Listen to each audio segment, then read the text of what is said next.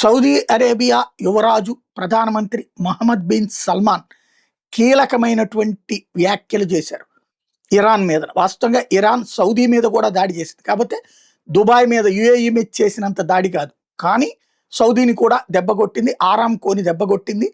అలాంటి కోపంతోనా లేకపోతే ఇప్పుడు యుఏఈ కూడా ఈ యుద్ధం సందర్భంలో బయటికి వెళ్ళిపోతుందన్నటువంటి విషయంతోనో తెలియదు, కానీ ఇరాన్ వ్యవహారం మీద కీలక వ్యాఖ్యలు చేసుకొచ్చారు.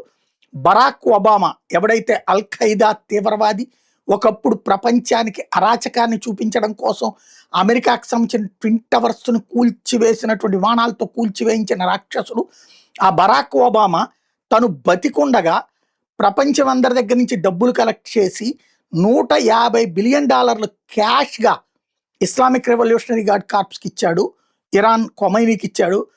ఆ డబ్బులు తీసుకుని వాస్తవంగా ఇరాన్ని డెవలప్ చేయమన్నాడు, రోడ్లు మౌలిక వస్తువులు కల్పించి అక్కడ ఉన్నటువంటి దేశాన్ని బాగు చేయమన్నాడు. కానీ వీళ్ళు ₹1 కూడా రోడ్డు వేయడానికి ఖర్చు పెట్టలేదు, మౌలిక వస్తువులు ఖర్చు పెట్టలేదు. మొత్తం తీసుకెళ్ళి ఆ డబ్బులంతా కూడా ఈ మిస్సైల్ తయారు చేయడానికి, డ్రోన్లు తయారు చేయడానికి వాడారు. వాళ్ళు దానికోసం వాడుకోవడం వల్లనే ఇరాన్లో ప్రజలు అక్కడ ఏమాత్రం సంతృప్తి లేని వారయ్యారు అంటూ అసలు నిజాలు కుండబద్దలు కొట్టాడు.